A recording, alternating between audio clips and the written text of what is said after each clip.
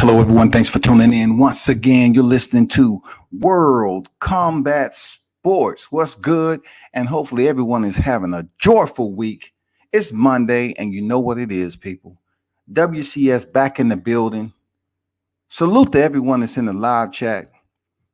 Salute the ones that's supporting WCS, boxing, MMA, and everything else associated with pugilism. You know what I mean? This is Thanksgiving week. And we're on the cusp of closing out this 2020 year, which has been quite different for many of you, including myself, when it comes down to sports and this COVID-19 pandemic that we're trying to jump out of. You know what I'm saying? Maybe the vaccine will come on deck and, we'll get some things working and we can try to, get the economy back running, period. So those of you that's in the building, I appreciate you pulling up. Once again, you see my thumbnail and you can just imagine. You know what I'm saying? I want to start off first with my man, Daniel Jacobs. Yes, absolutely. Daniel Jacobs is set to face Gabriel Rosado. You know what I'm saying? Gabriel Rosado, the Moonlight actor, you know what I'm saying, on Creed. He's due to step in there this week against Daniel Jacobs at the Seminole Hard Rock Hotel and Casino Hollywood. Now Daniel Jacobs is 36-3. We already know who he done lost to. You know the bigger names: Demetrius Paraj, Gennady Golovkin, Canelo Alvarez. You saying to yourself like, okay, he lost to some big names, and then you have Gabriel Rosado. He's 25 victories, 12 defeats, 1 draw with 14 knockouts. And he's been stopped. He's been stopped, people, a total of 4 times. He was stopped by Gennady Golovkin in 7 rounds. He was stopped by Peter Quillen in 10 rounds. He was stopped by David Lemieux in the 10th round.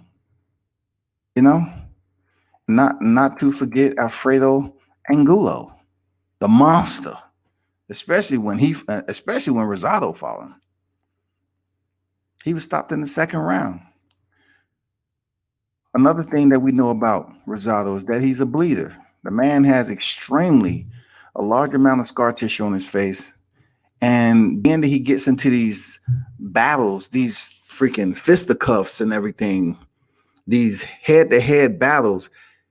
He tends to block punches with his face, and goddamn, he starts to bleed. So when you're looking at Daniel Jacobs, who's a pretty decent boxer, we may potentially see this outcome play out in front of us. He cut Rosado, and then the fight, gets bloody. It becomes a Crimson Bath, a sequel to Halloween 15. You know what I'm saying? Jason, Freddy Krueger, all that shit. And then the referee may stop the fight. I'm just telling you the potential of what may happen. Period. We may see Rosado get stopped off cuts. It happens all the time. But my main point in this particular segment is Jacobs. You say he was touching M's, but I think you touching Z's. Daniel Jacobs at this point in his career is failing me. You're failing me. You're failing a lot of boxing fans, because when you pulled up in the hallway and you said that you was touching ends. Oh, no, hold on. Let me back up. Oh, I came at the right time. What are we doing? He pulled up like a G. I'm saying to myself, okay, Daniel Jacobs pulling up like a G on Charlo. All right. What are we doing? We're going to keep going back and forth in the media. What are we doing?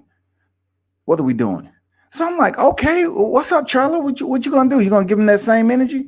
What's good? I'm not getting that same energy out of Charlo. Let's go. This Jacobs we talking about. You've been talking. Now he in front of your face along with the crew. So they had that meeting, and I thought for sure, just like Terrence Crawford and Errol Spence, that we was going to see Daniel Jacobs and Charlo. And for the intelligent eyes and ears that are tuned in, weren't you disappointed? Weren't you absolutely disappointed that the fight never materialized?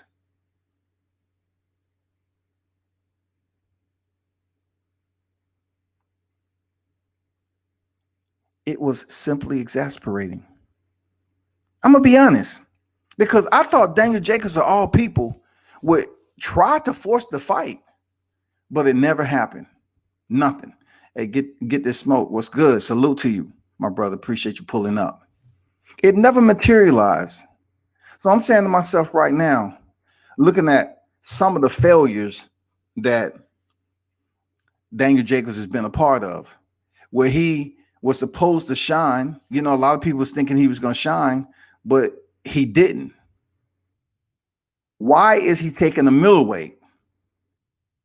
Why at this stage in your career are you fighting individuals and not stepping up enough to get the prize?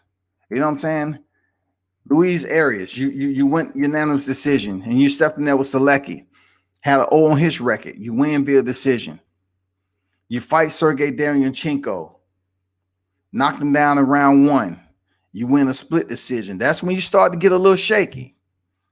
Then you go in there and get the fight of all fights with Saul Alvarez, and we're waiting like you kept us, you know, like you stood us up a little bit, like you didn't give us all of what Daniel Jacobs had to offer. We're sitting up here like, no, man. Jacobs got more than that. Jacobs has more than this. I'm let down again, Jacobs, because we thought for sure you was going to give Alvarez a much better outing, a much better delivery of your performance than what we actually witnessed. And then all of a sudden, that fight was in 2019. He closed out 2019 calendar with Julio Cesar Chavez. Now, I go back to when he fought at the Barclays Center in Brooklyn against Selecki. I mean, this is where Daniel Jacobs' footprint is. You know what I'm saying? This is where his footprint is. And it was empty seats in there. It was empty seats. So moving forward, for somebody who's been in there with Derevyanchenko and Alvarez, he steps in there with Julio Cesar Chavez Jr. And Chavez doesn't make it out the 5th round. And people start throwing debris into the ring where both fighters had to be ushered out of the arena. And I'm saying to myself once again, Jacobs, what are you doing? Why are you fighting Chavez Jr.? Are you fighting him because Canelo Alvarez had fought him before he stepped in there with Gennady Golovkin? What is your purpose for fighting Chavez Jr.? I'm just not trying to understand the why. Now he's set to step in here this week against Gabriel Rosado, a guy who has multiple losses in the double digits. And also, he's been stopped 4 times during those 12 losses. But furthermore, he's a bleeder. And on top of that, you're talking about pulling him up from a division below. You're fighting at 68, but you're pulling the middleweight up to fight you. Why are you self-inflicting the label on yourself as being a boxing journeyman? What are you doing to yourself? Are you just going to sit up here and pick and choose at your age? You know, from my understanding, I think Daniel's 33 years old. Okay, he's picked up a world title a couple of times, right? It's almost like he's placing himself in that setting to be a journeyman now. He's going out here fighting people. If you're not going to win with the big names, well, be very selective on who you pick below that, because now your brand is in question. You're diminishing what they consider Daniel Jacobs to be. Like, they consider you as a quality boxer back then. You know what I'm saying? When you was able to get off the canvas against Gennady Golovkin, people was looking at Daniel Jacobs as being this tough guy. That's after you were stopped. That's after you beat cancer, that Daniel Jacobs. Man, we still got love for you in the boxing community. But why are you acting like you are a journeyman just going out here picking these names and then you have something to prove to Gabriel Rosado? It's nothing to prove.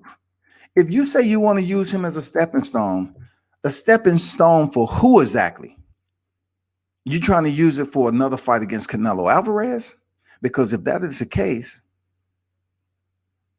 Gennady Golovkin is waiting for another fight with Canelo also. So how are y'all going to settle that? You know what I'm saying? Why don't you fight Triple G again? Why fight Gabriel Rosado? Why get up on the media and tell us, in quote, I want to come out and get a stepping stone to the next level, to that next level, which is the world championship status and those caliber guys, Jacob said during the press conference for his fight November 28th against Rosado. I feel that Danny is a guy that the networks force on you, said Rosado. It's about putting ass in the seats. You can't sell out in your own hometown. And look, that is true. That's what I was telling you about the Barclays shit. Where he had like, what, 7,000? Like it was empty seats in there. They got to keep painting a pretty picture of you to market you. That's true words from Rosado. I ain't gonna lie. I'm gonna side with Rosado on that one. It goes on to say, you need a Gabe Rosado to get attention. Sometimes promoters push the wrong dudes. To me, there's nothing special about Daniel Jacobs. I think he's boring. 100%. I believe I can win this fight. Danny has decent speed, but it's not lightning speed. All right, Gabe. It goes on to say his punching power is okay. It's not as if he's a knockout artist. At this level of the game, it's about who has the better strategy and come out with the better adjustments.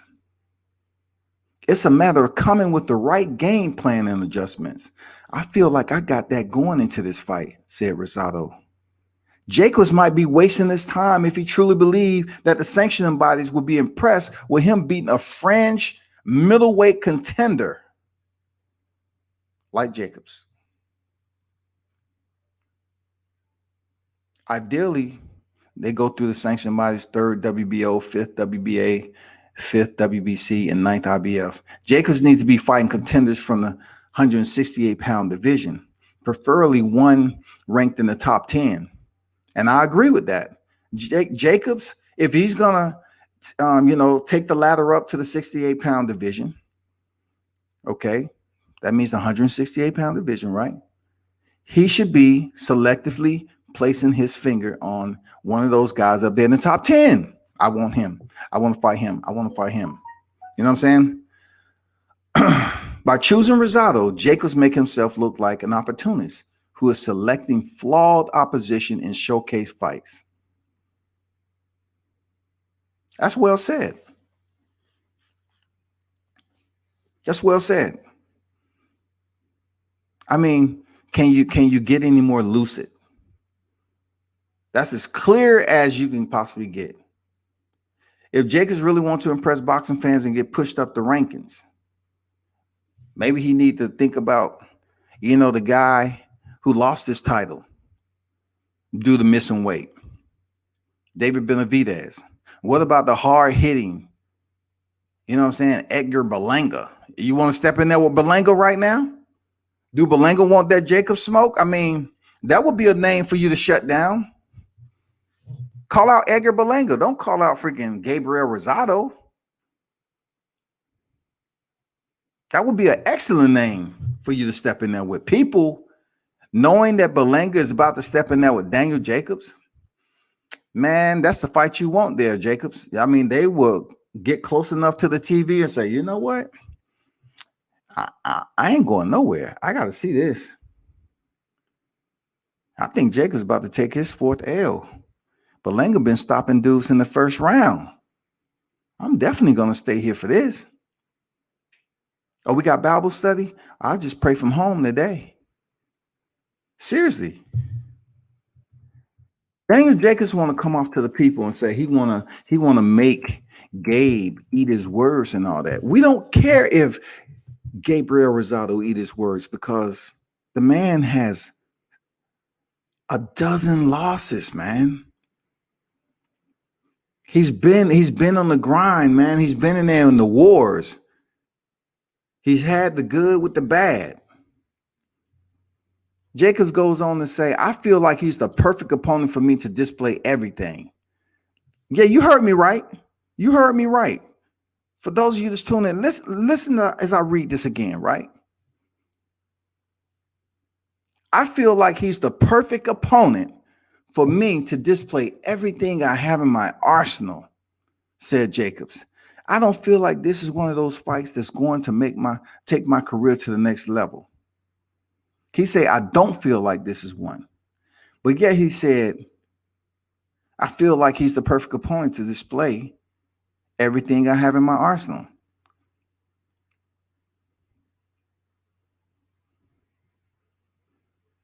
Do you see a little bit of push and pull going on with that statement?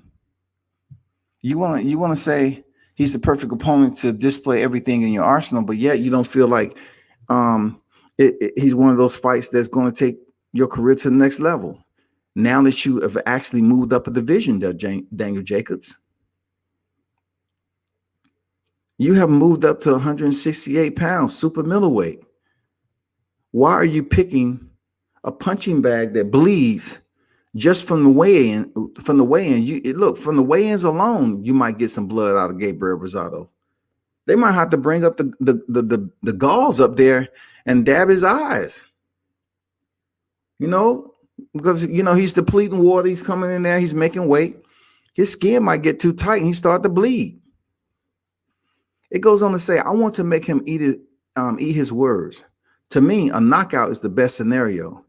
Any fighter that steps in the ring wants a knockout, but I settle for a spectacular performance. Let me read that to you again. I want to make him eat his words. To me, a knockout is the best scenario. Any fighter that steps in the ring wants a knockout, but I'll settle for a spectacular performance. Oh my God. It just seems like this guy's everywhere. If a knockout is the best scenario when it comes to Gabe Rosado, why settle for a spectacular performance? Even though a knockout can be heavily, looked at as a spectacular performance, it's all about the finish. So I get what you're saying, but in your particular statement,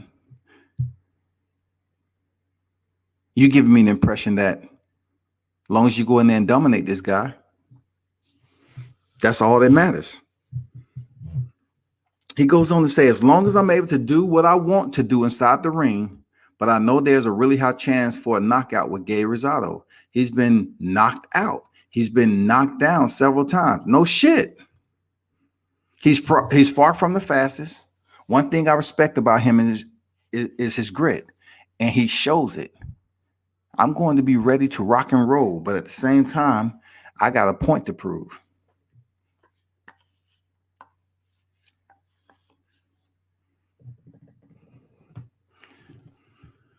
Well, I've tried. You know what I'm saying? I've attempted to dissect the logic in this. I have. I've tried to dissect what's going on with Daniel Jacobs and where's his compass at right now. What direction are you trying to go, Daniel Jacobs?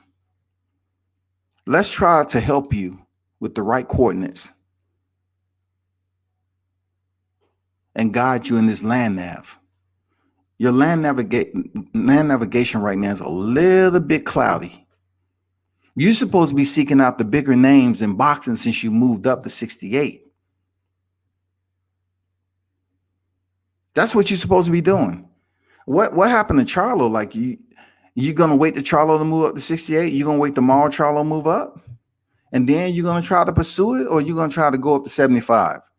Because right now, I have a stomach ache trying to figure out why y'all keep on teasing me with hors d'oeuvres, stale ass crackers.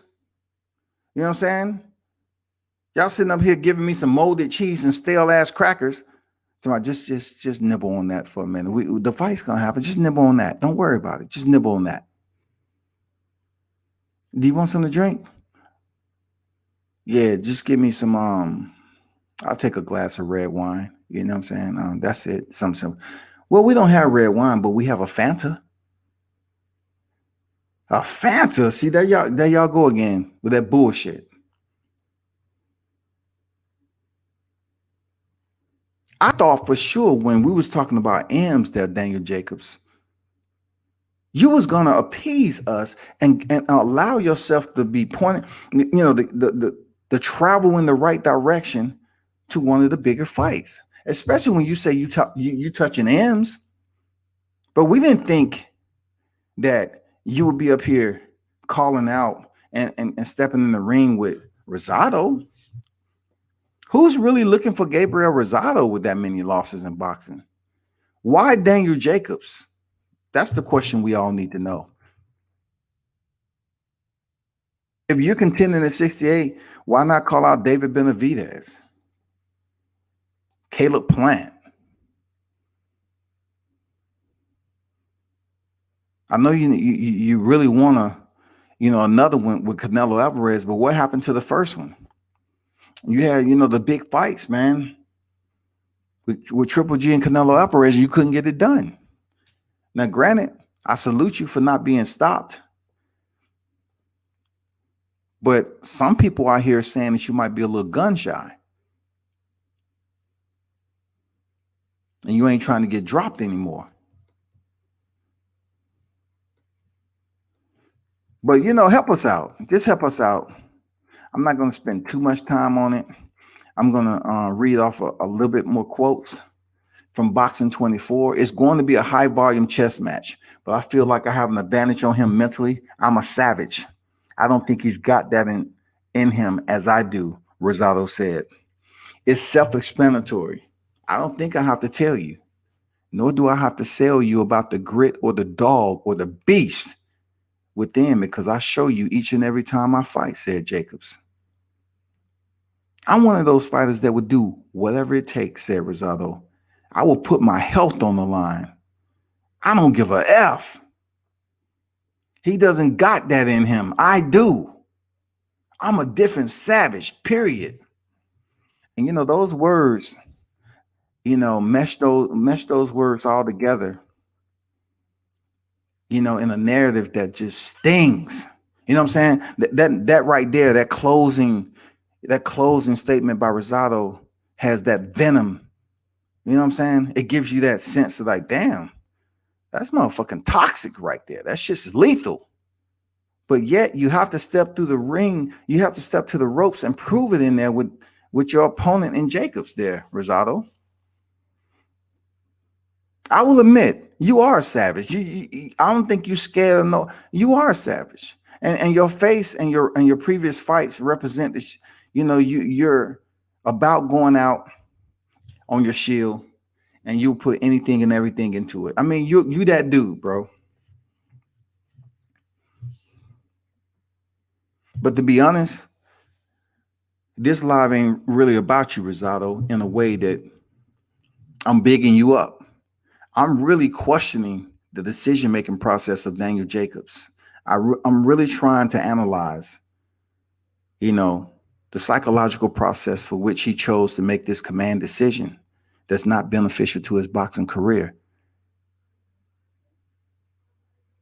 That's all I'm trying to figure out. 33 years old, and as long as you've been in boxing and the opponents that you've been in there with, why Gabriel Rosado?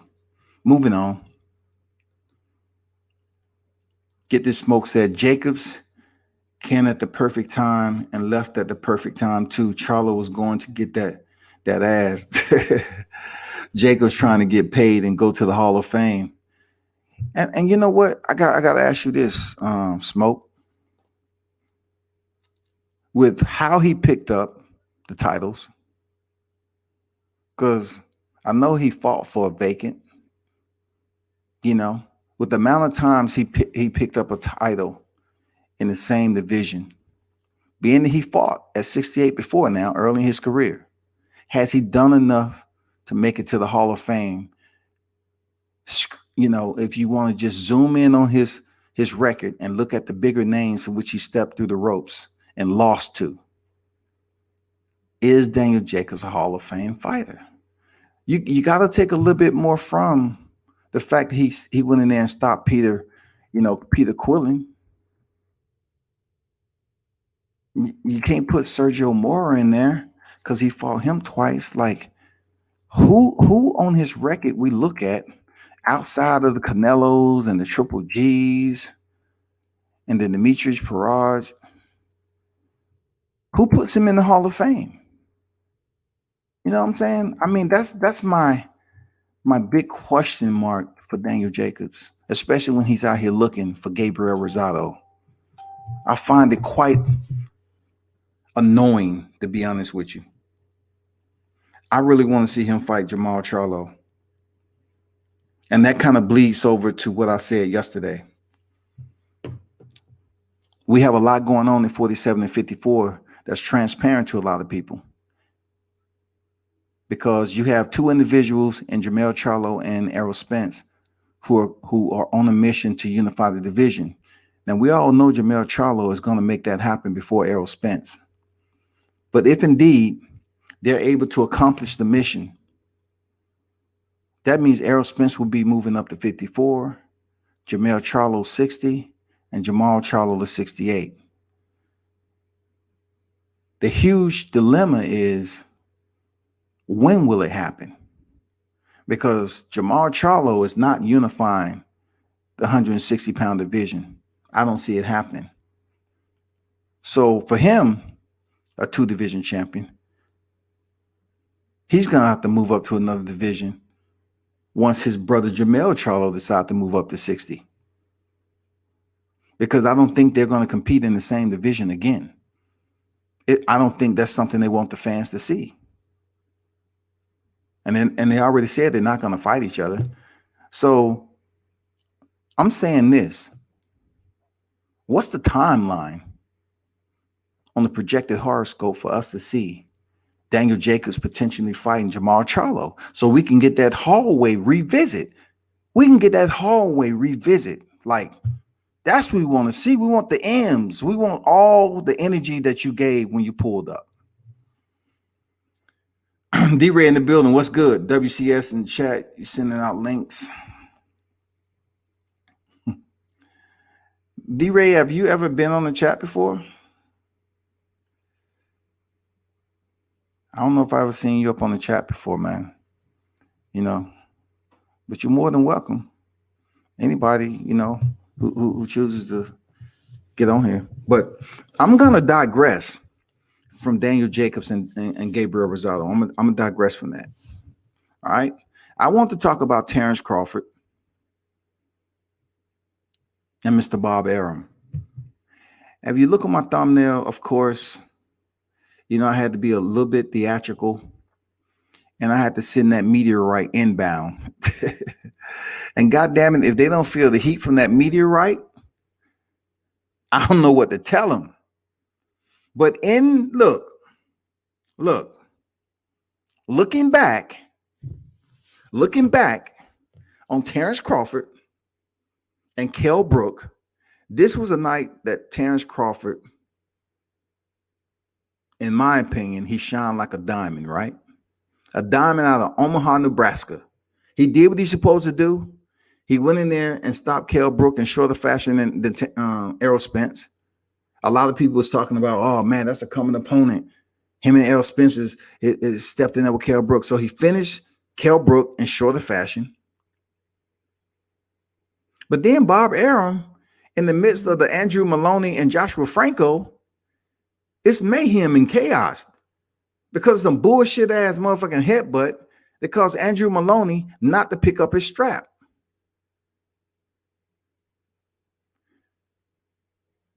Then we get Crawford, who performs fantastic as a WBO champion. Bob Arum take it upon himself to deprecate the man in the public, excoriate him, and diminish the little candle that he had burning from his victory. And I don't know, it's not for me to understand, but I know when somebody's just absolutely hating, because all of a sudden, you was having good things to say about Crawford before, how he's the best pound for pound and all this.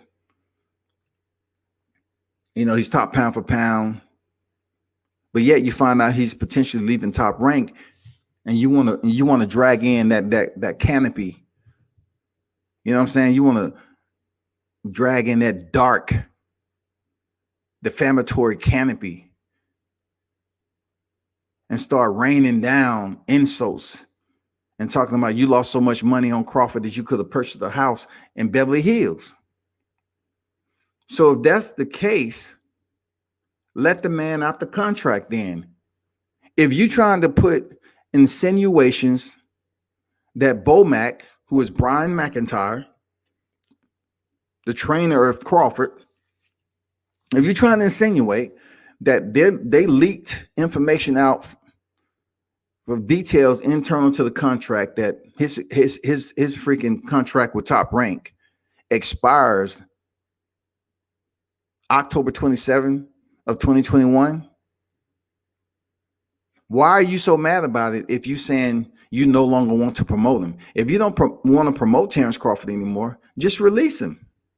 Allow him to be free and roam the boxing Serengeti looking for his next opponent. That's all you have to do, Bob Arum. That's it. But going out here denigrating the man, pretty much, in my opinion, being a bit malicious. Because what you're doing is pretty much, reducing the appraisal of what the fight, and everybody know that fight is going to be between him and Errol Spence. But you just want the media to jump in on Crawford, a boxer who really don't fuck around with the media. You want them to further, put the tip of the arrows in the motherfucking poison and fire him up towards Crawford's direction. You want him to get as much of the media toxicity as possible. All because he's made it clear, or it's been in the media, that he's choosing to leave Top Rank. Why? Because he's probably trying to get closer to getting that Errol Spence fight.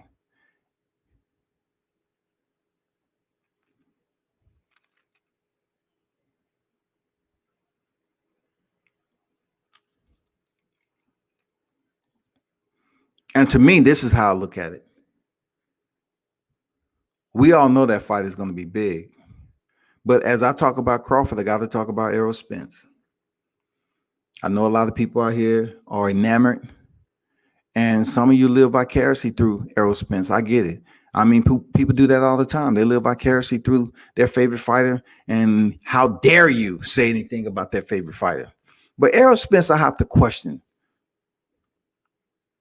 Because Spence, you the one that was basically singing that anthem about get a belt, get a belt. And then they get a belt, you change up the hymn and go to page 2. Now we're on different sides of the street shit. Then, you turn and sing the next stanza. Recently, after the fight, you want to say, well, I don't want to bring up what Bob Arum said. No. Let me back up, because I can't exclude that. When you and Terrence Crawford met face to face, you said, why wouldn't you take the easier route in Sean Porter? We can't just leave that out there hanging. Now he go in there and defeat Kell Brook. You say, I don't want to bring up what Bob Arum say, but the proof is in the pudding. Now you ask me this. I didn't say answer me. Ask me this. Why in the hell is Errol Spence out here trying to sabotage Terrence Crawford if that's one of the biggest fights that he can jump in the ring with? I know he won't Pacquiao. He's probably doing this shit purposely so that he won't get the Pacquiao fight. He probably wants the Pacquiao fight. So that means he gets two big, nice, juicy paychecks coming off an accident. He gets Danny Garcia, which is a very, we haven't got to that, which is a damn good opponent for Terrence Crawford. I mean, for Errol Spence, my bad. Danny Garcia is a nice opponent for Errol Spence heading into this fight in December, right?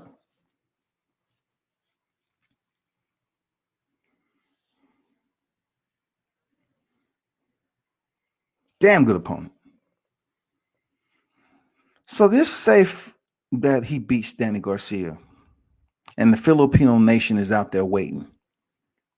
Manny Pacquiao have the pick. He has his finger out, waving it around. Terrence Spence. He has the pick. He's the 8th division champion, future Hall of Famer, one of the legends of the sport. Pacquiao may be wanting to try to go with Errol Spence because he can make more money and he's going to bring in more crowds. Plus, Showtime is all about PPV. So if that's the case, and it's all about PPV, then check this out. Why don't you try to pick up the WBO title from Terrence Crawford, and whoever wins that get Pacquiao? Don't try to go and pick up the belt from Pacquiao so you can say, well, I got another strap, so let's talk 70-30. Because right now, with 2 belts and Crawford having 1, you say it's 60-40. So I can only assume that if you pick up another strap from Pac, and if I'm looking at this right, I do believe Pacquiao would rather fight for the undisputed titles because the paycheck is going to benefit him much more. But he cannot wait that long. Pacquiao is going to have to fight somebody from now and until July of 21. So I'm looking at it like this. Errol Spence, man, if you're going to unify the division even further, you got to make up your mind on whether you're going to, fight Pacquiao before Crawford or fight Crawford before Pacquiao. But if you ask me, I think you should fight Terrence Crawford. Because a part of me say you might not be as confident to go in there and say, okay, I'm this close from unifying. So let me pick up this next strap. And then I have even more negotiation power. I have more leverage. I have 3 to his 1. I'm good. But the fucked up thing I'm looking at, though, is like everybody's dogging the fuck out of Crawford. A lot of fans out here, Bob Arum. I mean, why convince the guys who are signed to you?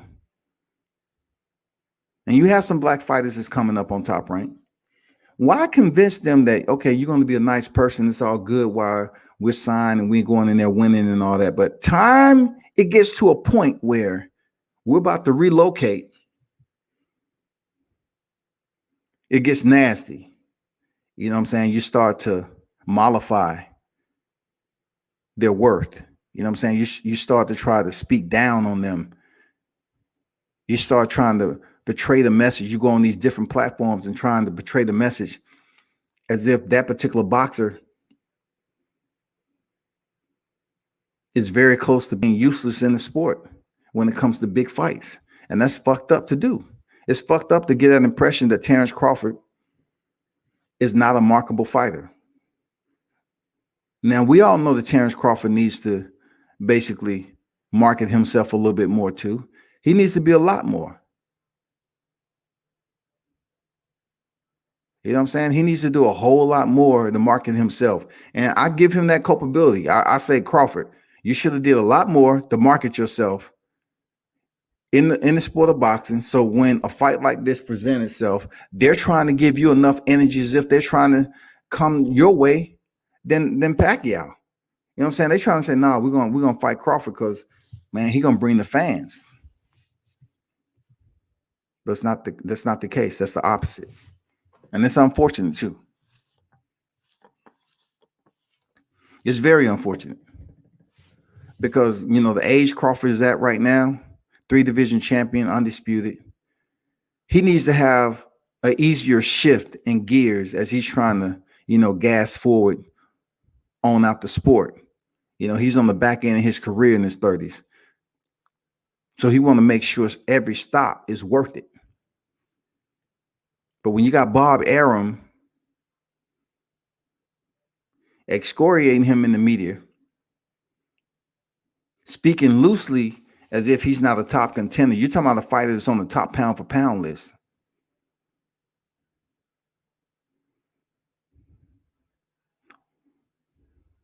Why try to sabotage and implode a good situation? Like, give him some type of reason on why he should stay with Top Rank. Like, just explain to it. Don't take it to the media. I understand you mad because you think you assuming. I'm not sure how much evidence he has, but he's assuming that Brian Bomack leaked out the contract is expiring next year.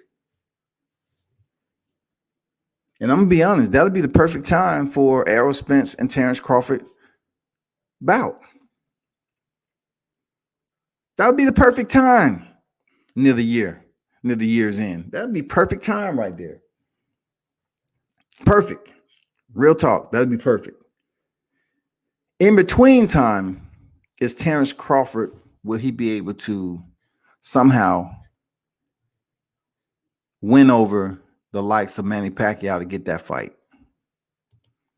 That is my question, people. Will Terrence Crawford be able to finagle himself into the living room of interest of Manny Pacquiao to try to fight for that WBA belt? You know what I'm saying? That's huge. That's freaking huge. Will he be able to do that? Because if he's able to, then we're looking at a whole nother scenario. Because I do believe Terrence Crawford will go in there and defeat Manny Pacquiao definitively. And then we have 2-2. That is a 50-50 fight. Then it makes all the sense in the world for people to gravitate to it because it's the undisputed. Now we would get, the energy from Zab Judah all the way up to now and witness an undisputed title fight. And hopefully both fighters are able to make it there and we're not still on COVID. I seriously doubt COVID checkups will be gone by then. I hope we out of the bubble by the end of 2021. But at this point in time, I would challenge the fans out there not to look at Crawford as a bad guy who poorly self-promoted himself because he don't talk to media. You know what I'm saying? I totally agree that Crawford can do more when it comes to media. But I would be hypocritical because, I kind of act the same way as Crawford. Seriously. I mean, the way I came up, I was the same way. It wasn't that I was stuck. I just kept to myself. So when he does it, I understand. Like, he just don't want to fuck with certain people. I get it. I get where he coming from, but you have to be smart to understand that, you know what? You and Errol Spence meeting a while ago, you knew this shit was coming. You just can't say, hey, do you think I should change it up? Do you think I should be, popping up on some of these platforms on YouTube and talking up a little bit more? To try to push this fight with Errol Spence? Yes. The answer is yes. Show up on YouTube and talk to us so we can start pushing this fight. Because once you jump on, fighters look at YouTube. They might not come up here and do an interview, but they looking to see who's talking about them.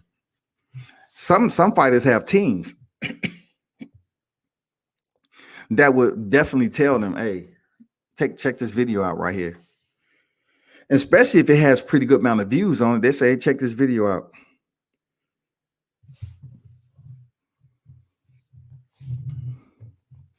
But Bob Arum, you know what I'm saying? Stop sabotaging the man's the back end of his career. He deserved better than that. He's a 3 division champion for a reason. He's a top pound for pound list. He just didn't sign with you.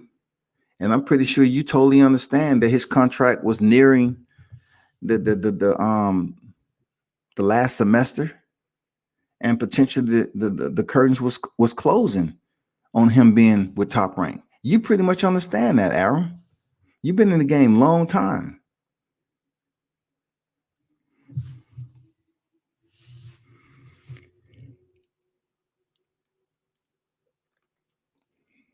But for Errol Spence to say, I don't want to bring up what Bob Arum said, you are bringing it up because you are in a subtle way directing attention to what Bob Arum said when it's still radiating in the media. Everybody know what Bob Arum said by heart. It's a bit condescending when it comes to a fighter being signed to you, but yet you're up here saying, you know how much money I lost on him? Like, he ain't a prize fighter.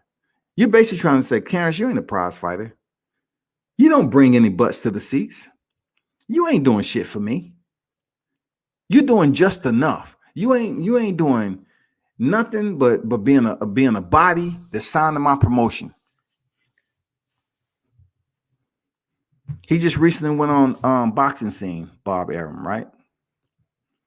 And he didn't mince his words. You know what I'm saying? He did not mince his words, people. He just was on BoxingScene, and he said he stands by his comments. He's disinterested in promoting Terrence Crawford's fights. Bob Arum's opening statement said, I don't give a shit. I don't care, because what the Crawford camp did was reprehensible. The lawyer sent a letter to us. Okay, that's fine. That's what lawyers do. But you don't release it to the press. All of this should have been behind closed doors, like what men do. I'm not going to take this shit. I'm just not going to do it, because the truth is I've lost money with this guy.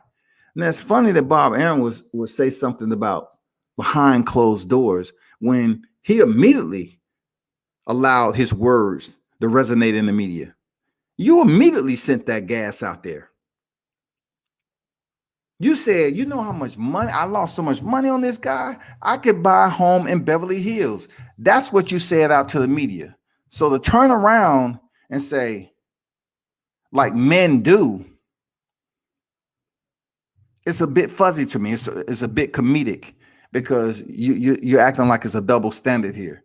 Now, when it coming your way, you're trying to say you should have did it behind closed doors. But when Crawford was coming off a win against Brook,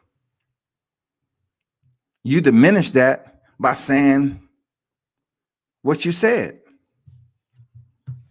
So I understand you might be upset, Bob Arum, but when it comes down to it, you need to have a little bit more understanding as to the weight that your words hold, the platform from which you're able to speak from. You need to understand that you have an influence on this boxing community. You know that. You Bob Arum, the flagship of boxing, Top Rank. He went on to say this: it will be another hit on my net worth, Arum said. He's talking about Crawford. I'm being serious. I've turned the whole project of Crawford over to Top Rank president and Arum's stepson. I wash my hands of it. I'm too emotional about it. There was this last kerfuffle with the Brook fight when he didn't sign the contracts, so we couldn't promote on the Lomachenko Lopez telecast. He didn't sign the contracts to promote on the Lomachenko Lopez telecast. I have long since departed working with Crawford. So you can understand another layer to why Bob Arum is upset with Terrence Crawford, because he didn't sign a contract for his fight to be promoted on the Lomachenko Lopez telecast. That's Crawford. We keep telling him, sign the effing contract, because what they were up to was to start promoting it, not have a signed contract and start a renegotiation. The 88-year-old Arum said, I want a signed contract. They had it for 2 weeks. If it was up to me, I couldn't handle it. Another Crawford fight. I'm too old to handle this. I've taken it off my agenda. Whatever Todd wants to do, then okay. The question is, do we want to keep him? I could build a house in Beverly Hills on the money I lost on him in the last 3 fights. A beautiful home. Nobody questions Crawford's innate tremendous ability by beating a naturally bigger guy in Brook decisively. That's a big statement that he's making. The question is, does he pay the bills? Does he pay the bills? Look, you can have the greatest opera singer in the world. If the fans don't support it, you're out of business. And he right. But you got a dance partner, bro. Like, to support Terrence Crawford next fight, you have a dance partner. That dance partner can be either Manny Pacquiao or Errol Spence. That's a solid dance partner.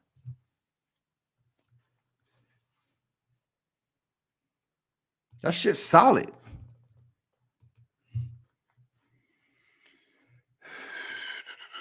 What's going on, Alexander? How you feeling, man? Rap star in the building. What's good? What's good?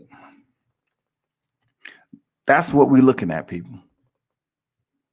Will somehow, some way down the line, Bob Arum have a change of heart and we're able to see the fight that we want? Because this is getting, I mean, it's been outside of the zone of patience. It's been extremely outside the perimeter when it comes to patience. We've been talking about an undisputed welterweight title forever and a day. I mean, what the fuck, man? It's no way you all getting an undisputed title unless the fighters that have the other belts, one being Errol Spence, one being Manny Pacquiao, if neither of those fighters are trying to fight Terrence Crawford, then sooner or later you're going to have to come to an ultimatum, because you're going to have to step in there. Whoever, Manny Pacquiao fight Errol Spence and vice versa, whatever. Whoever wins that fight, you're going to have to go over there and fight Terrence Crawford. And by that time, he's definitely going to be more upset than he was at this point. So know that. I know a lot of people don't like Crawford. I know. I've been there. I've been there. Believe me. I've been there, people. I've been right there in the proximity of Crawford several times. He don't say nothing. I can show you. I can show you one of the vids that I put up here about when I ran into Crawford one time. He don't talk unless he really, like you're a trainer or you're a boxer. That's the only time he really says something.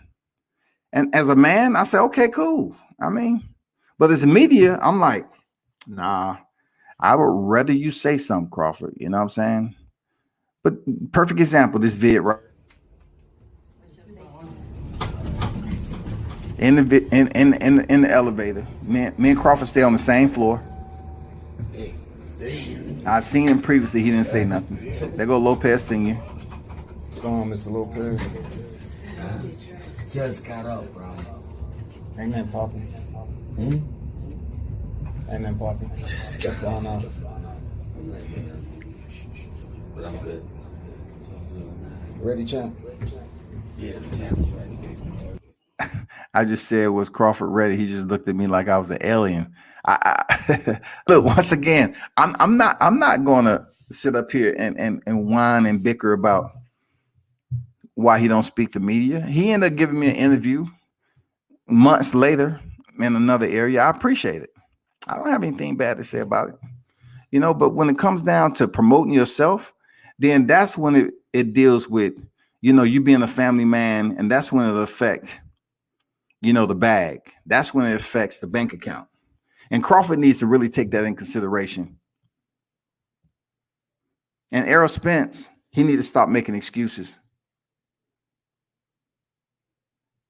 You know, don't sit up here and include Bob Arum's word and just put more salt in the wound. You know, man up. And you know, you always talking about man down. Let's man up now. Man up and say, you know what? Just like you said on Twitter when Terrence Crawford was going in on you, and you say, well, we're gonna make the fight. You know, you're trying to make it seem like the fight's gonna be, you know, a little bit closer than what we expected, and we haven't gotten any closer. So now we need another mediation process where you convince the boxing fans that, yeah, you still have plans on fighting Crawford. Because if by chance you're telling us that you don't want to move up to 154 pounds until you unify the welterweight division, well, one or two things have to happen. Either you or either Pacquiao as champions have to fight. Or you can pray that some other top contender like a Keith Thurman or Sean Porter goes over there and fight Terrence Crawford and wins. That's it.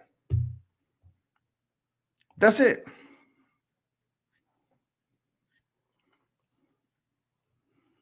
That's a three-sided scenario. Either Errol Spence, either Manny Pacquiao, or the other top contenders that's up there is able to lift the belt off Terrence Crawford. Until then, you're not going to be able to consummate your welterweight undisputed objective that you have before you move up to 54. That's very truthful. That is very truthful in every aspect of it. That's very truthful. Appreciate D-Ray. And you know, I can't say it enough. That is something that, you know, you should try to, you know, understand how important it is for this fight to happen. We need to really try to get this fight closer than what it is. It's bad, man. It's bad to bring in fresh insults from Bob Arum to diminish Terrence Crawford's worth. You know what I'm saying? I mean, why? We want to see these two fight. We want to see Manny Pacquiao fight. But we don't want to see no bullshit as, you know, let's make it about money. You know what I'm saying? Let's make it about money. Let's drown it out to the public. Let's say 60-40. Terrence Crawford turn around and say, nah, if the 60-40 ain't in my favor, guess what? I ain't taking the fight. We ain't fight. When you hear words like that, it sucks, man, because it seems like it only widens the gap of us coming closer to seeing this fight.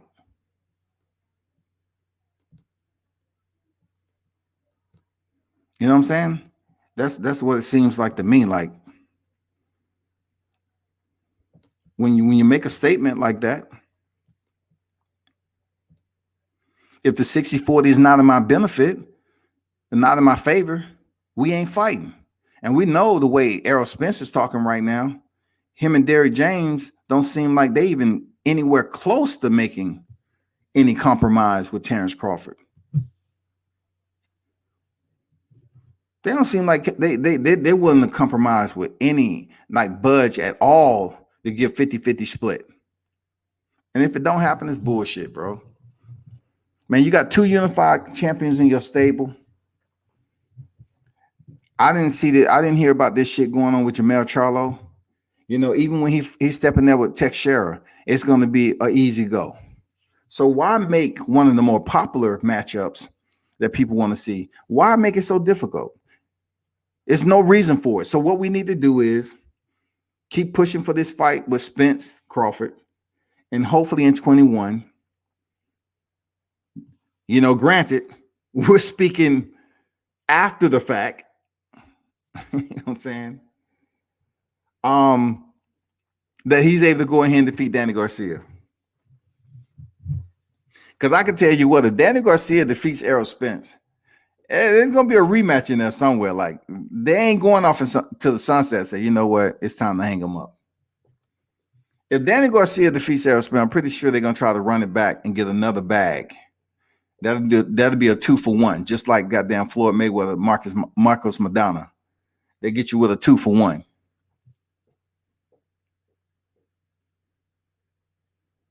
But if that scenario presents itself, then guess what? It's only going to take longer for Spence to unify the division. I don't see Crawford losing that WBO title anytime soon. I don't care who the fuck is outside that WBO door. Who looking in through the window?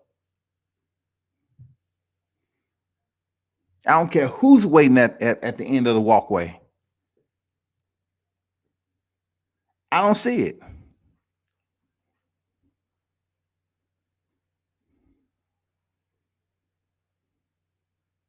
You might see it, but I don't.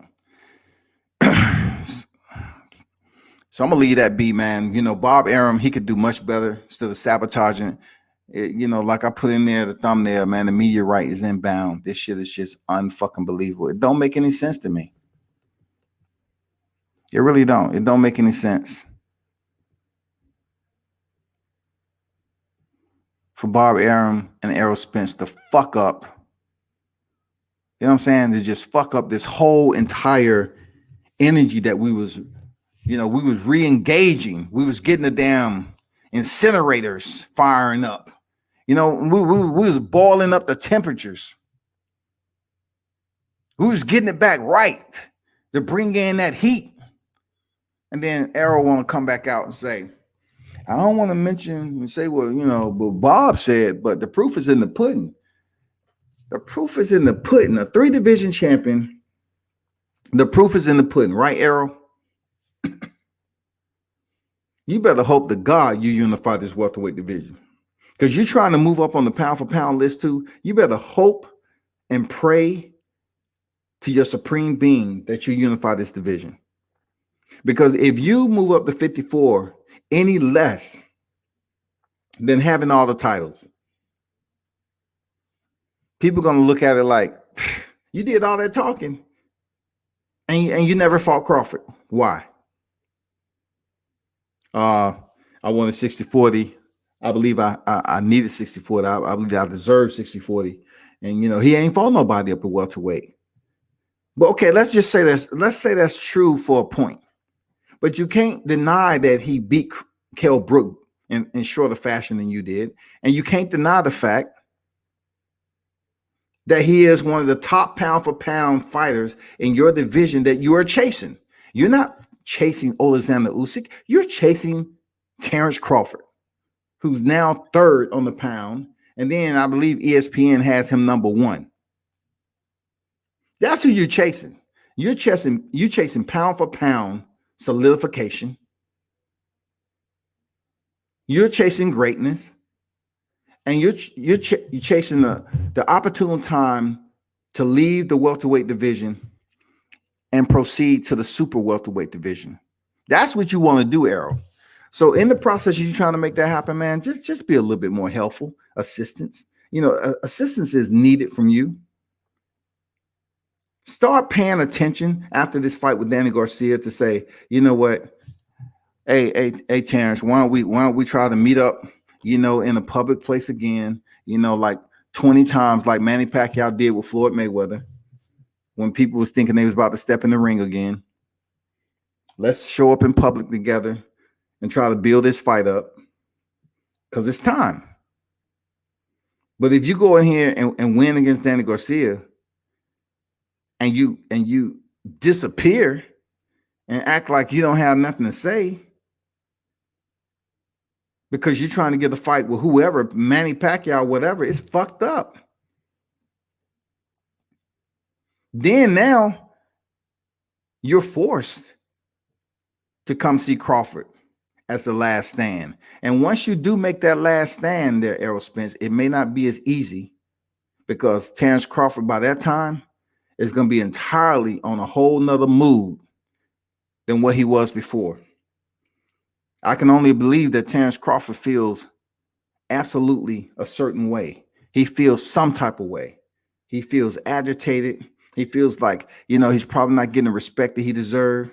But like I said before, Terrence Crawford does take some blunt of the culpability in not self-promoting himself, but he is the bigger name that's on the pound for pound list. So Errol Spence need to take in consideration, say, after this fight, maybe we need to, to really think about going over there to see Terrence Crawford. Fuck all this 60-40. If you ain't gonna give me 60-40, I don't know how the fight's gonna happen. Then Terrence Crawford end up saying the same thing. No, fellas, you need to make this shit happen. Don't allow money to drive a wedge in between the negotiation process, especially if we still are slowed tremendously during this pandemic.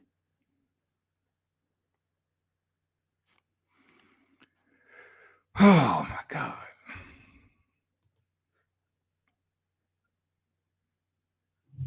I heard no 147 pounds talking about undisputed until Bud did it. EJ, the proof is in the purse. Yeah, the proof is in the purse, man. That's a good point. For him to say the proof is in the pudding, who says that anymore? That's such an antiquated cliche term. The proof is in the pudding. I mean, goddamn, that's you just hating. You're trying to basically draw in a collective audience that's latching on to Bob Arum's word on what he said and attempting to make Terrence Crawford, feel even more agitated than he already is. Because now you jumping in the media saying 60-40 and making it about money, but yet you ain't saying shit about facing Crawford. Get a belt, wrong side of the road, street. Take the easy rat, Sean Porter. Now 60-40.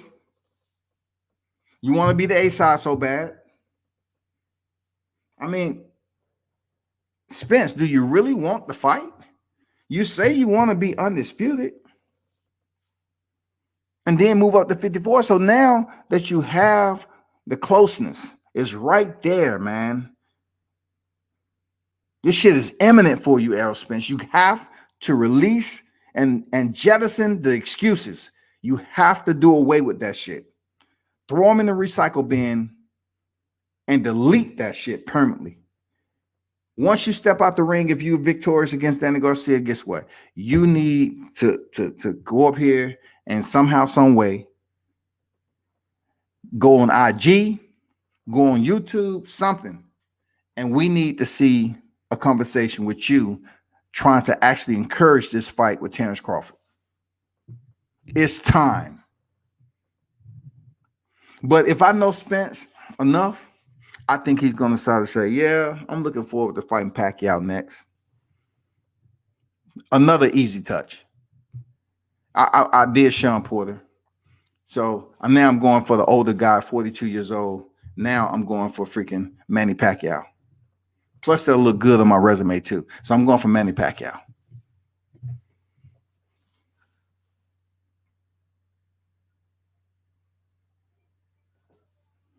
It's not looking good there, Spence. Your credibility is not looking good, bro. Seriously. That's a good one. He said strap season turned into bag season. Damn. Strap season went for, okay, we picking up the straps to say, no, we picking up bags, lunch bags, duffel bags. We're not getting the energy that and the verbiage that we're looking for with the strap season. Man down. It's just pointless at this stage. Seeing Bob Arum in that group when they met in person, they was talking to my, let's bet $1 million and all that. That shit just fizzled out. It's such bullshit. Nothing happened. Nothing came from it. It's such bullshit, man. Nothing fucking happened with that fight. Nothing. So much bullshit, man. Nothing happened with that meeting. Not a damn thing. It was just publicity, free publicity, and that was it. Nothing came from it. We didn't move an inch closer to get in this fight.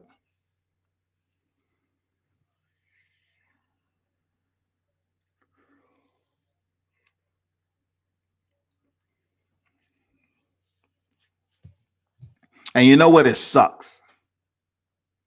It absolutely sucks. I'm not even going to lie to you. It sucks.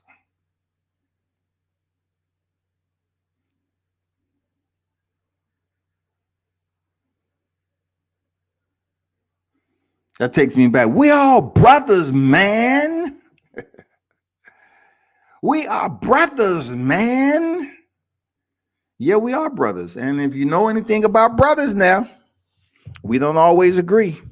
But in this particular case, Barb Arum, Cayete, just keep it quiet.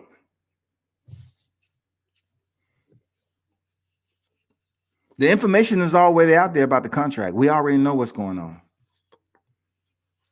Don't feel butthurt about it. It's out there. It's done. It's over. You can't do shit about it. But what we need to come together, we need to bridge the gap and the space of bringing this damn unification closer together by any means necessary. There's a motherfucking wishbone out there. You know what I'm saying? The base is Errol Spence. And on the left side is Pacquiao, and on the right side is freaking Crawford. People are out here saying, man, you know, Errol Spence beat Danny Garcia. Who should he fight? Should he go in there and fight Manny Pacquiao, or should he fight Terrence Crawford? Which one it should be? And then motherfuckers start tugging from both sides. Which one? You know what I'm saying? Just pick. Errol Spence, just pick one so you can appease the fans. Moving on from that, people.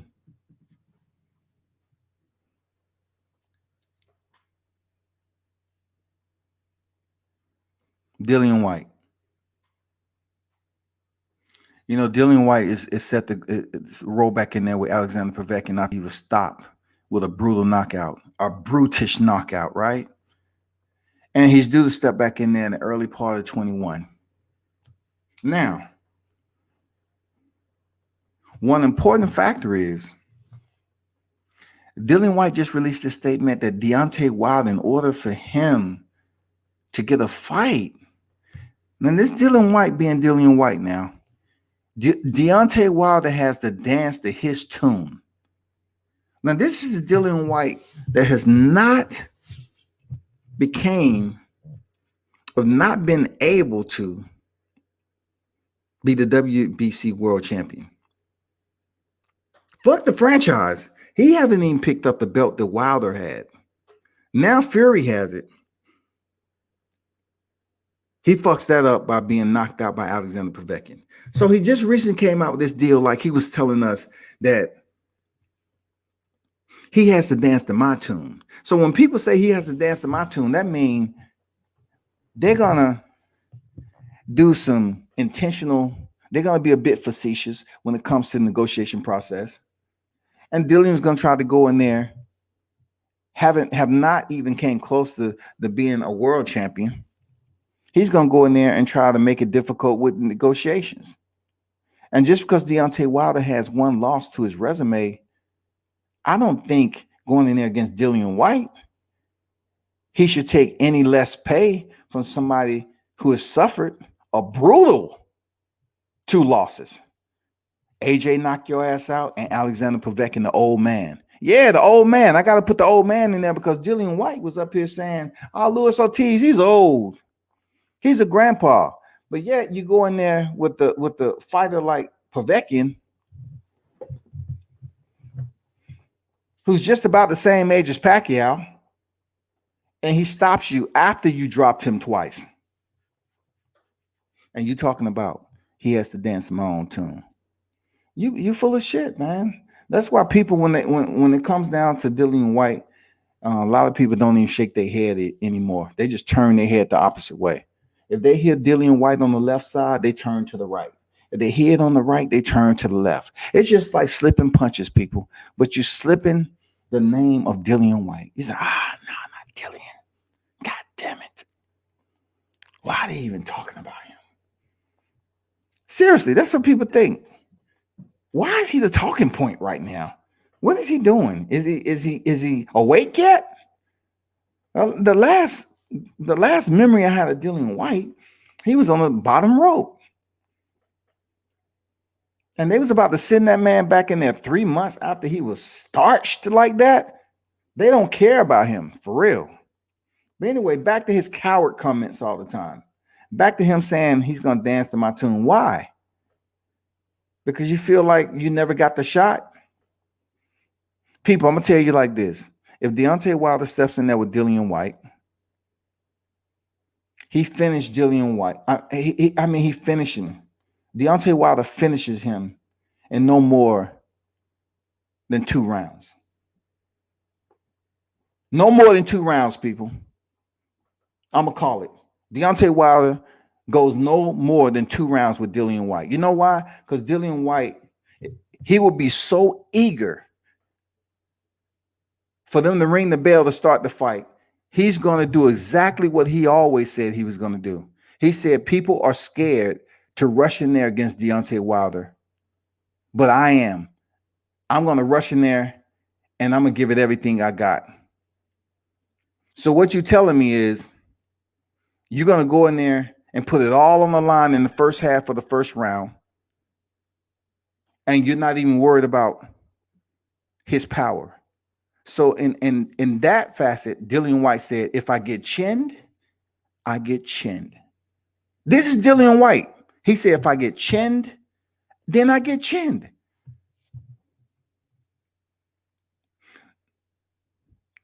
Now, this is where I have to pull Dillian White to the side and have a very sensible conversation with him. I said, listen, Dillian, this is just a calm conversation. First of all, you can stop breathing heavy. We're good. Because I've met Dillian White in person before, and he kind of changed me. Look, I was very critical of Dillian. When I met him in person, I'm not going to lie. He was a nice dude. I got to give him that respect. He was a nice dude. I'm not going to lie. But you're not going to keep coming at the heavyweight. You're not going to keep coming at the U.S. heavyweight champion like that. One of the greatest heavyweights of this era. And keep on calling the man a coward. Even when he was reigning and he was undefeated. And then the fight gets stopped. And you're on camera laughing and shit. You know, you're elated. You're joyful. You know what I'm saying? You have all the spirit in the world to kind of put salt in the wound, right? Then it's your turn to step in there with Alexander Povetkin. You're the same guy who was dogging out Luis King Kong Ortiz, that he was too fucking old.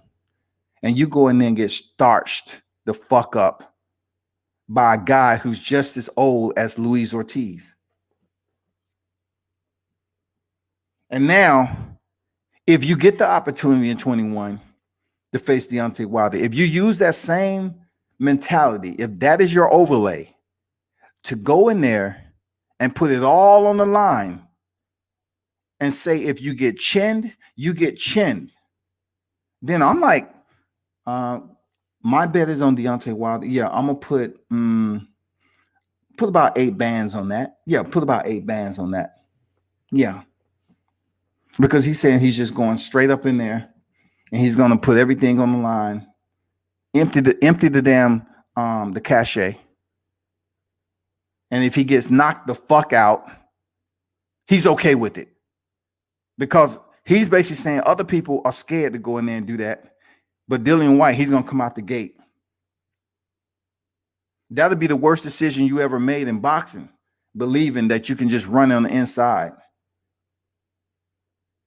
and start throwing punches with one of the most heaviest hitters, the heaviest hitter in boxing. Deontay Wilder still got power. But, you know, the sweet signs, sometimes, you know, it's a strategy, it's offensive strategy that you have. But when it comes to Dillian White, though, he had the fight with Alexander Povetkin.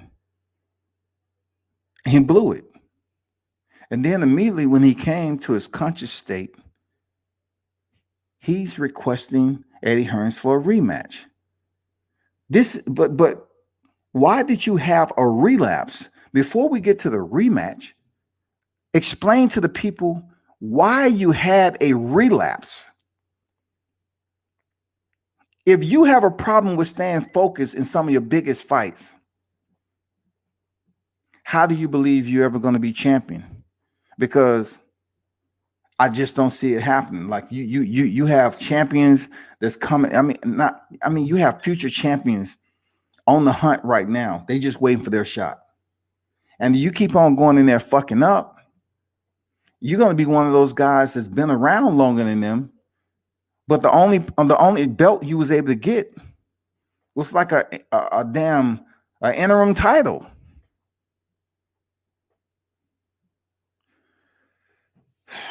Get this smoke. 1 million bonus if no offers tended to Spence. Terrence Crawford wants to fight. Ortiz was younger than Watch and Povetkin when White called him too old. Yeah, he was like 39 years old, man. From my understanding, he was like 39 years old. He was like 38, 39 years old. But, you know, to Dillian White, he just wanted to contaminate Wilder going in there fighting a fighter that no one else wanted to fight. And that's another live. I'm not going to get onto Luis Ortiz saga, but that's a whole nother live. Grogan, what's good? Salute. Which fight is more meaningless? Good question. I like it. Which fight is more meaningless? Jacobs versus Rosado or Tyson versus Jones? I would absolutely say, since Jacobs and Rosado will be registered on BoxRec, I have to say that is the more pointless fight at this time. Why I'm saying that is because Daniel Jacobs have more. He have more fighters at his disposal to select from than Gabriel Rosado. This fight is going to be on your resume. Why do you want people to look at your resume? You know what I'm saying? Why would you want them at this point in your career to look at your resume and see the names like Julio Cesar Chavez? Why? Why would you want them to look on your resume, Daniel Jacobs, and see Gabriel Rosado?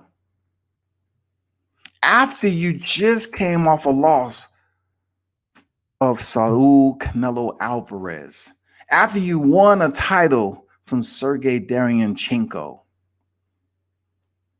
well, you won the title shot, because we all know freaking Sergey Derevyanchenko is the king of freaking vacant titles, goddammit. After you came at the Barclays Center off a win of Selecki. You know what I'm saying? And not to mention back in 2017, the Gennady Golovkin fight. Anyway, answer your question. I believe that's the more pointless, meaningless fight. Because check this out there, Grogan. The reason why Mike Tyson and Roy Jones holds more weight than Daniel Jacobs and Gabriel Rosado, because it's not an official fight. This is considered an exhibition bout. There's no way that it can go on their BoxRec. You know why? Because the rounds are 2 minutes apiece. The male regulated fights are official when there's 3-minute rounds. 3-minute rounds.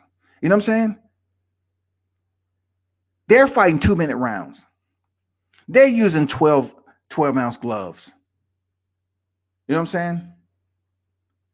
It wasn't supposed to be any scoring, but now they're going to have 3 remote judges scoring the fight. There are going to be some familiar faces in the building, such as Jim Gray, Al Bernstein. I believe Brian Custer is going to be there. And Israel Adesanya, the current middleweight world champion in the UFC. You're going to have some familiarity. You're going to have some sequence when it comes to boxing that deals with this fight. You're gonna have two individuals going in there throwing punches. That's gonna be the familiarity that we know with Tyson and Jones. But they're gonna have 12-ounce gloves on, no headgear. The rounds are gonna be 2 minutes, and they're going 8 rounds. 2 minutes per round, 8 rounds. The judging is going to be remote judging by Benny Pazienza, who Roy Jones destroyed back in the day. Christy Martin, who absolutely loves Mike Tyson. Mike Tyson get knocked down 3 times and make it to the 8th round, and Christy will score a unanimous decision win for Mike Tyson. And then third judge is Chad Dawson. So all of these people, if you're looking at Roy Jones, it's no way that he's going to win the decision.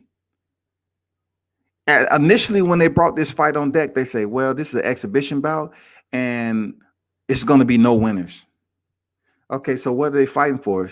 But now, people, they have inserted a WBC belt. And you know what else? Just like the franchise belt has top rank on it, this belt right here from the WBC, it's going to have BLM on it. It's going to have Black Lives Matter. Not sure what for, but that's what I heard. So this is going to be a Black Lives Matter WBC belt. I swear to God. That's why people look at boxing and be like, damn, y'all just create belts like they do candy.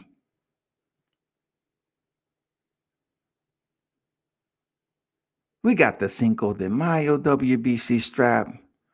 We have the Black History WBC belt. We have the Spanish Holiday International. I mean, at first this fight was supposed to be just an exhibition. Now it has turned into the winner gets a belt. Remote judging, which they saying the judges is not going to have influence on who wins the fight. So if that's the case, how are they going to win the fight? The referee? The referee's going to go in there and say, oh, I think Mike Tyson. And Roy going to be like, what? I knocked his ass down like 5 times. You up here giving that Jack Reese count? 12. Kissimmee. 14. 1,015. Good, Mike. Get up. Good. He made the count. Walk over there, Mike. Come back to me. You feel good? You need to sit down. You know it's your League of Legends now. We can modify anything. We can go to a break and come back and still call it. We good. Whatever you need to do. You need to hit one before. Okay, cool. All right, we're gonna start the fight. Time. Let's go. They're gonna do everything to accommodate Mike Tyson. If he goes the distance, Mike Tyson's winning. And I don't see Roy Jones. I don't know, man. If Mike Tyson comes out there and touches Roy and make it personal, then we got a whole nother fight on our hands. Seriously. I think it turns into something much more different. It turns into the post Mike Tyson and Evander Holyfield fight. If Mike Tyson goes in there and start, landing the Roy Jones and touch him up early, I think Roy gonna say, okay, all right, cool. All right. I told you, you come out here fucking off, trying to impress the people. It's gonna be all out war. All right. D-Ray, get this smoke. Salute to your facts. But good question there, Grogan. I think the more pointless fight, in my opinion, is Jacobs and Rosado, because it's actually going on his box rec when there's more quality opponents out there, in my opinion. It's more quality opposition for him.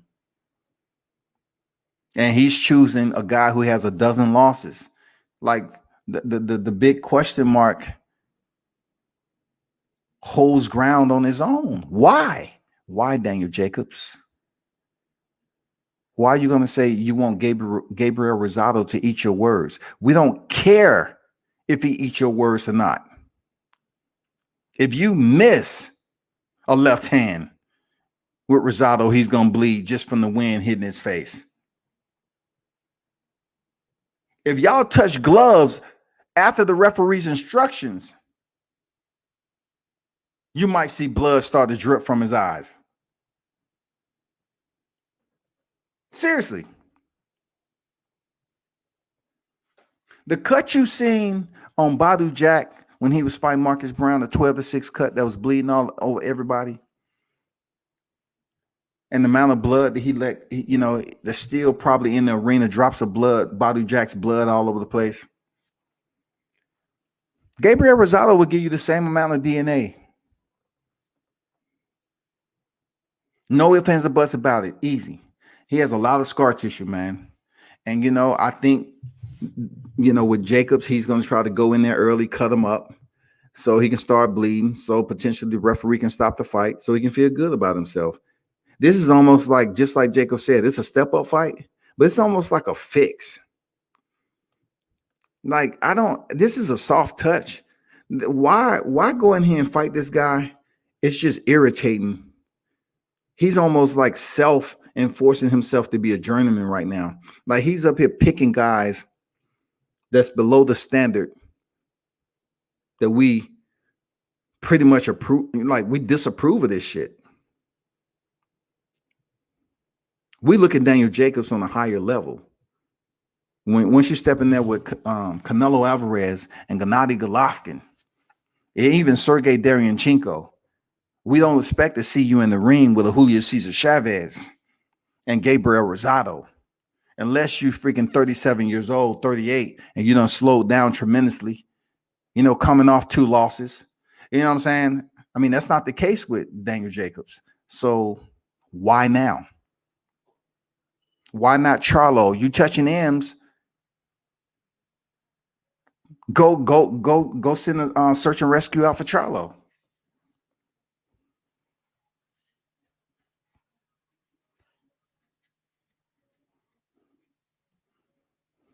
You and him have a common opponent now. Y'all both face Sergey Derevyanchenko, you know what I'm saying?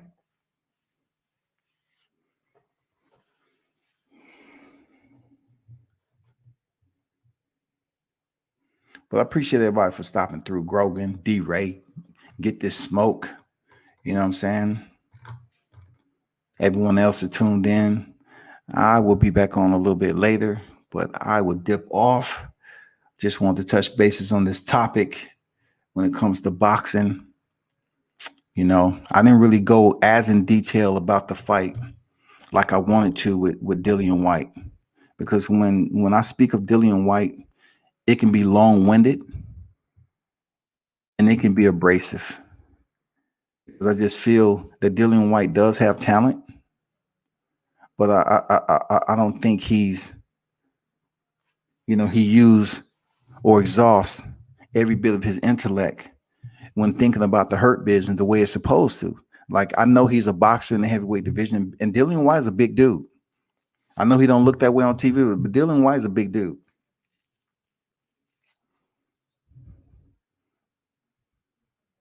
And like I told people before, when media is talking about certain fighters, like, this ain't personal.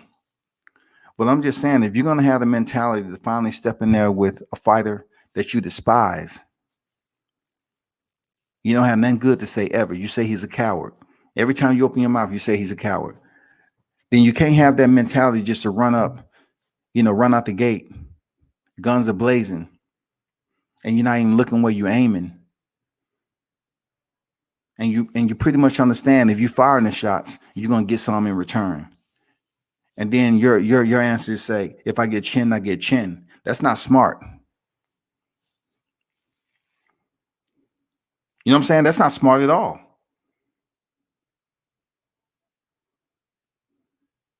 It seems like you debilitated when it comes to, understanding the comprehension that goes into surviving, going in there to get the win. You're degraded when it comes to that confidence level right there. And people look at you as that way. You need to be much smarter and go in there and fight a different fight. Have a different strategy. If both of your losses have been knockouts, that still doesn't put you in the category of Lennox Lewis. You can't say, oh, well, Lennox Lewis did it. You can't use that comparison. You, Dillian White, you can't use that comparison. And I ended with this. My boy AJ, my number one heavyweight critical. I'm talking about super duper critical. Because I believe AJ is one of the most biggest hyped, overrated jobs in boxing. Seriously. And he may be a nice dude, but once again, this ain't personal. So Joshua is set to step in there with Kubrat Pulev with a crowd of 1,000. I don't know if you heard, they're going to let 1,000 people, which is it's very small. And I don't know how far the seats are going to be, spaced out, but I'm like 1,000, that ain't shit. AJ need more than that. He needs about a good 10,000 to boost his damn ego up and walk down there. You know what I'm saying? 1,000 people, that's like having a couple of freaking geckos in the room with some crickets. I mean, you're not going to get the spirit that you're looking for. But he's due to step in there with Kubrat Pulev with a crowd of 1,000. Kubrat is talking all the talk we want to hear. He says he's going to go in there and expose Anthony Joshua for a second time. So if you don't know, he's speaking about when Andy Ruiz has so much success and going in there, picking up those championship belts and exposing Anthony Joshua. Kubrat Pulev has made the point to say he's going to be the next one to do it. And I like it. I like both, them knowing this is a big fight and it's for the unified titles. I like it. I love the energy. Hands down, I like the energy.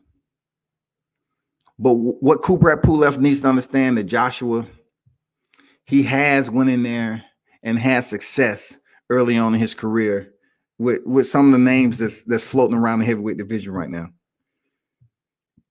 He was able to go in there and stop Alexander Povetkin. You know what I'm saying? Dominic Brazil. I mean, he's been in there with some people with the name of Klitschko that he summoned from retirement. He has names to his resume. Seriously, he does. Does Kubrat Pulev present enough danger to go in there and shock the world again? Yes, people, this will be a shocker. If he's able to go in there and take those titles again, it will be a little bit of a shocker. It won't have the same, magnitude that it did when Andy Ruiz did it, because Andy Ruiz was a last-minute replacement because, Jarrell Miller was on freaking a whole bucket of motherfucking pads. But if by chance Kubrat Pulev is able to pull this off and upset Anthony Joshua again, it changes the scope of his entire boxing life. Now I'm looking at it like, okay, I'm pretty sure they have a rematch clause in there. And from my understanding is that if Kubrat Pulev wins,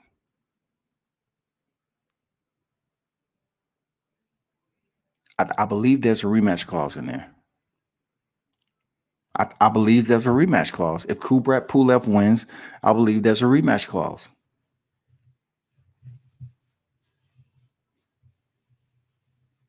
If Joshua win, why would he want to give Pulev a rematch? It's time to move on. Of course, they're trying to make this Tyson Fury fight.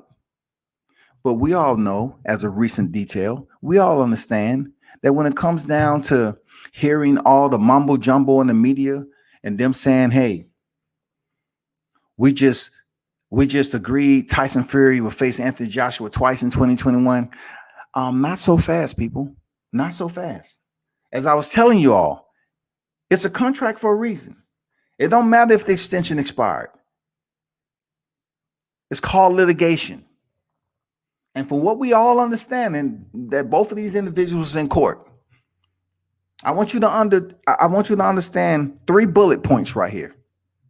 Number 1, the contract did in fact expire in one way, shape, or form. That is absolutely correct. Number 2, it's not as simple as the contract dissolving and nothing else could be done about it. Now you take it to a step further and get your legal team to go through the litigation process so they can reinforce the trilogy. With everything that went on this year, I'm pretty sure it was areas in there that the legal team can look at and say, this is enforceable. We want you to make this enforceable. Deontay Wilder is looking forward to fighting Tyson Fury in a trilogy. This has went on this year with the pandemic and everything else. And they probably went through the whole entire process. Okay. Third, as you probably have heard, Tyson Fury is not fighting Gabriel. All right. This is a heavy third, y'all. Just like the trilogy. I'm packing a lot of shit in here. Tyson Fury is not fighting Gabriel. And word has it that Tyson Fury and Deontay Wilder may potentially fight next year in 2021. And if you haven't heard, all the allegations that Deontay Wilder put out there about the cheating factor of Tyson Fury, and also him firing his trainer Mark Breland for various matters. I told you I was going to load this third up, right? And third of all, Tyson Fury was in court attempting to plead with the judge about the defamation.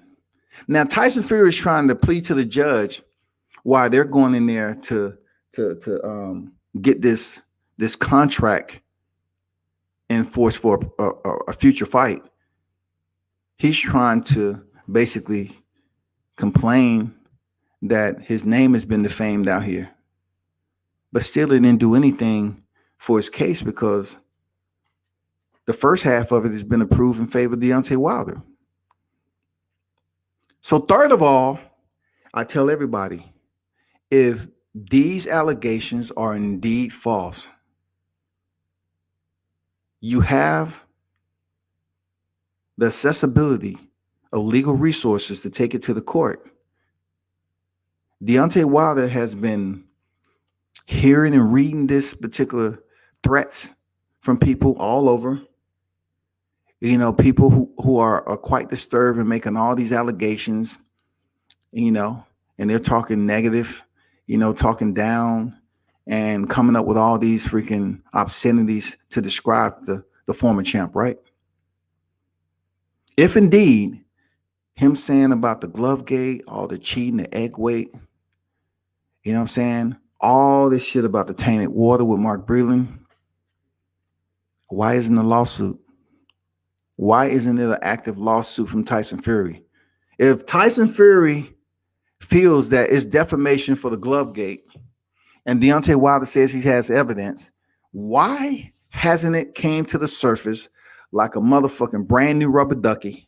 And why isn't that shit floating around the media waves out here with Tyson Fury suing him? It's that easy. Not just going to court doing a deposition and then complaining and saying he's defamed my name. Why don't you get your legal team together with all that money and take it back to court? And that's all I'm going to talk about with that. That's all I'm going to talk about. And let me not forget, it was supposed to be an all-female card, I believe. I'm not sure if it's still going on with Carissa Shields in the card. I think one of the fights, it may be, I'm not sure. But I know Hannah Gabriel and Raquel Miller may be off. And that was supposed to go down on UFC Fight Pass. I just came back up to my thought process to remind you all. Yeah, I don't see it scheduled.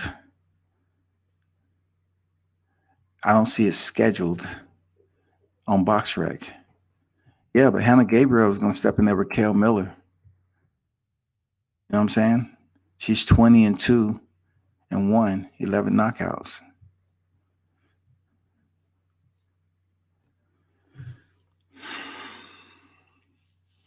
And finally, and I will let y'all go to later. Finally, I have to give you this word because Grogan had mentioned something earlier, and I meant to piece this together with the talking point at that time, right? If you haven't heard, people, sit back in your seats, grab a whole bottle of wine, and grab some aged cheese, a couple of grapes, and what I'm about to tell you. Just take it to the head. Just take it to the head and get down to half a bottle. Because I don't want this to hit you too much to the fact where you say to yourself, did I just hear what I just heard?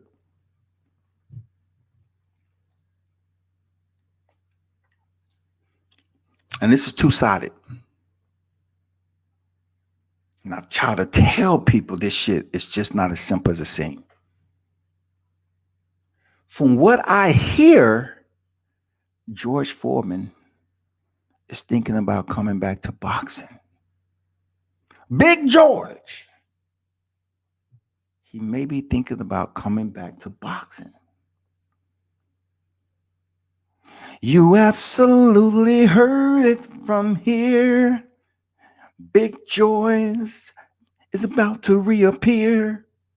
Big George, yes, the same one at 45 years old went in there and was getting blitzed and blazed by Michael Moore and ended up getting a knockout.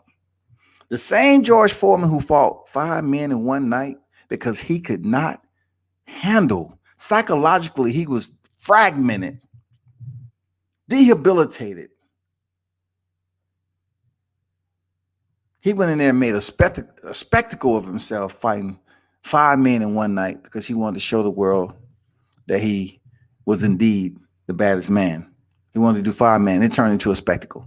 Anyway, he's thinking about returning to the sport of boxing. I just want to let you, the ones that's tuning in, the WCS supporters, the fight fans, the boxing aficionados, George Foreman may indeed return to the sport. He may indeed return, y'all. And lastly, Mike Tyson has said that he wouldn't mind facing Joshua Tyson Fury in an exhibition bout. Now it all makes sense. This was just supposed to be a League of Legends where the old guys come back for Mike Tyson. But Mike Tyson believes deep down of his heart of whatever marijuana that he's smoking on, whether it's the frog, the toad, the motherfucking bull, the eagle, the dart frog, the motherfucking killer centipede, whatever he's smoking on, Mike Tyson has put it out there that he wouldn't mind facing Anthony Joshua Tyson Fury in an exhibition bout. Now, is it going to be the exhibition bout where it's going to be set up just like this? It's going to be 2 rounds. It's going to be 12-ounce gloves and all that shit.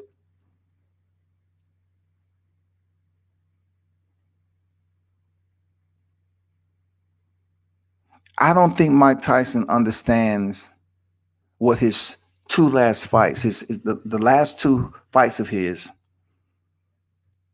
Okay, somebody needs to point him in the direction of his 2 last fights. So let's say, for instance, it's Tyson Fury. Now, Tyson Fury, he's been to the WWE, so he'll give Mike Tyson what he's looking for. He knows how to entertain, and he knows how to bullshit himself through a fight, especially with a legend like Mike Tyson. I commend him for that. Okay. Now, my boy AJ, this is where I have a dilemma. I would rather AJ do an exhibition bout with Mike Tyson when he don't have the titles anymore. The reason being, there, people, is that AJ has 100%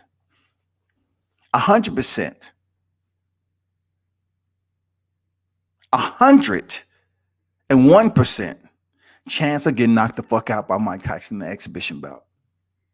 I'm not being comedic. I'm just saying Anthony Joshua has 101% chance of potentially getting knocked out by Mike Tyson in an exhibition bout.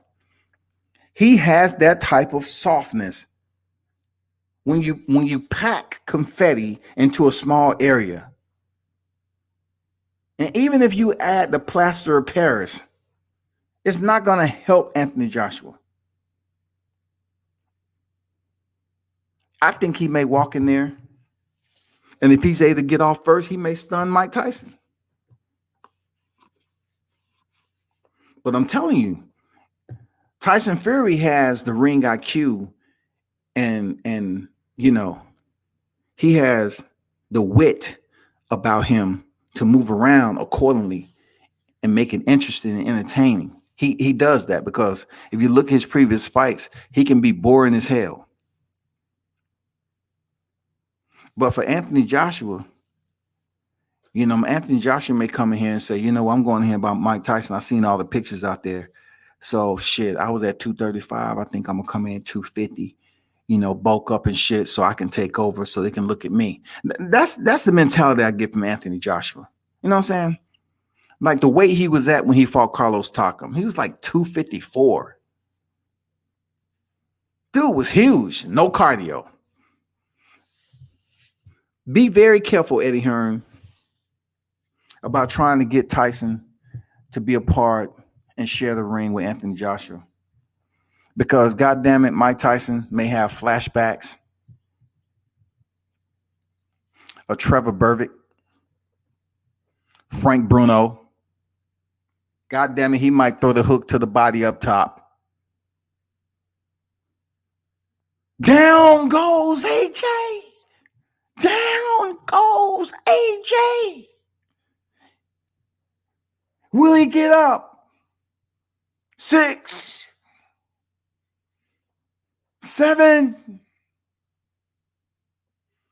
8. When Mike Tyson walks over to the referee, hey, just stop the count, man. Let's just give him time to get up. But he's snoring, Mike. Okay, get the EMTs and ask do they have some smelling salts over there. We got to keep this exhibition bout going. But Mike, he's over there snoring. His eyes are open. His mouth is open. His gum shield is on the canvas, but he's snoring. Still, man, you know, I just want an exhibition bout. I didn't mean to knock him out like that, you know. I didn't know his chin was that soft. I didn't know it was that soft.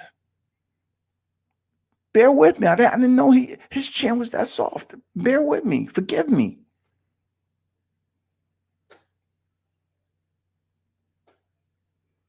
Joshua gets up the next day to find out that he's all over the news. But, you know, I'm going to get off Joshua. But Eddie Hearns, no. Don't put Joshua in there with Tyson. I know they're the big name, and look, Mike Tyson's trying to, you know, take it over across the pond. And, you know, he's been going around to wrestling entertainment. He's been everywhere. I get it. You know what I'm saying? So if you're going to do that with anybody, it would be Mike Tyson. Because, I mean, not Mike Tyson. It would be Tyson Fury. Because Tyson was named after Mike. You know, it's a little backstory to that. He's now the heavyweight champion. You know, shit like that. Put him in there with Mike. Don't put Anthony Joshua in there. If you plan on having him stay in boxing and fight some other top tier names in the sport, don't have him in there with Mike Tyson, because he might just find out the way Frank Bruno and Trevor Bervick felt when they stepped in there with him. Because a lot of people compare him to Frank Bruno anyway.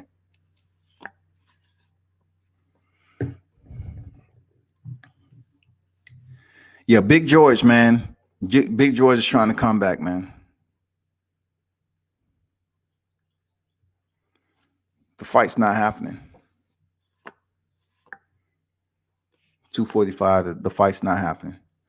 If Bob refused to make the Manny fight, he refused to max Bud Crawford. maximize Bud Crawford.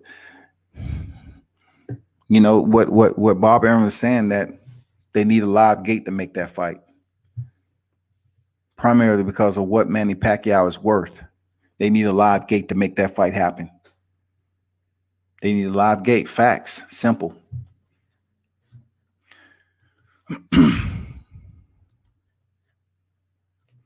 But I appreciate y'all for stopping, pulling up, turn up and tune in to World Combat Sports.